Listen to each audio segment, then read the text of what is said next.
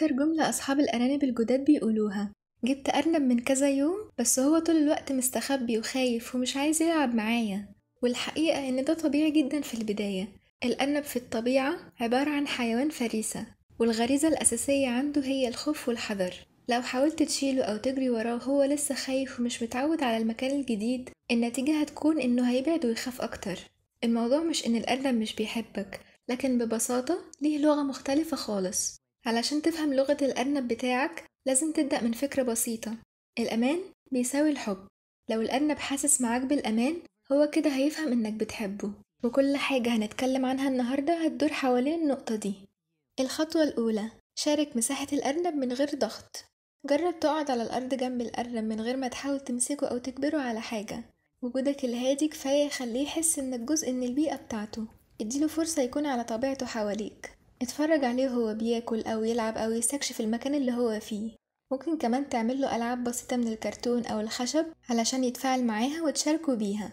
أنا كنت بقعد بالساعات جنب الأرنب من غير أي توقعات، وبعد فترة قصيرة هو اللي ابتدى يقرب مني من نفسه. الخطوة التانية: احترام المسافة الشخصية. الأرانب بيتكلموا عن طريق لغة الجسد. لو حسيت إنه متوتر أو بيحاول يبعد، ده معناه إنه محتاج مسافة. لكن لو ابتدى يشمك أو يقعد قريب منك، دي أول إشارة إنه بدأ يثق فيك. وكل ما تفهم لغة جسمه وتحترمها، كل ما العلاقة بينكم هتبقى أعمق وأقوى. مهم كمان تتجنب أي حاجة ممكن تخوف الأرنب أو تضايقه. حاجات زي الصوت العالي أو الحركة المفاجئة أو إنك تحاول تشيله كتير، ده ممكن يكسر الثقة اللي ما بينكم. فخليه هو اللي ياخد الخطوة الأولى، خصوصا في البداية. الخطوة التالتة: ابني علاقة ثقة. الأرانب بتحب الروتين. لو كل يوم في نفس الميعاد بتقعد معاه أو بتقدم له الأكل في وقت ثابت، هيربط وجودك بالراحة والأمان.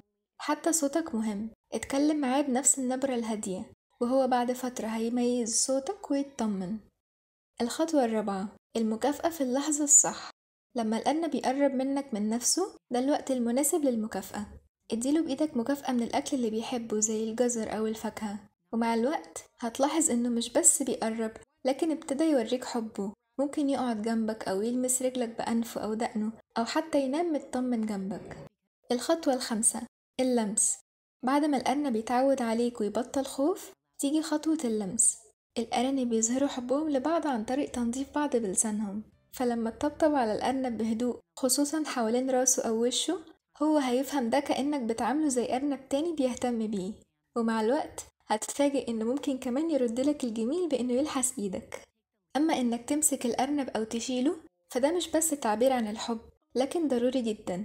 الأرنب محتاج يتعود على ده عشان لو احتجت تعمل له حاجة زي إنك تقص ضوافره مثلا أو تاخده للدكتور. لكن لازم الأول يكون مستقر تماما في مكانه الجديد وبدأ يثق فيك. حط إيد من تحت جسمه وإيد تانية تسنده من ورا ظهره، وبعدين ارفعه عليك كأنك شايل طفل صغير.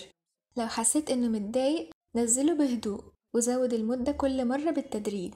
وأهم حاجة ما تمسكش الأرنب أبدا من ودانه، ده مؤلم ليه جدا وممكن يأذيه. وصدقوني لما الأرنب يثق فيك بجد، ممكن يوصل لمرحلة إنه مش عايز يسيبك. في أرانب بتجري ورا أصحابها في البيت، أو يقعدوا جنبهم وهم شغالين أو بيذاكروا، أو ينطوا على السرير عشان يناموا جنبهم. فلو الأرنب لسه مستخبي، هو بس محتاج وقت يكتشف إنك أمان. ومع الصبر الأرنب هيوريك معنى جديد تماما للحب من غير كلمة واحدة.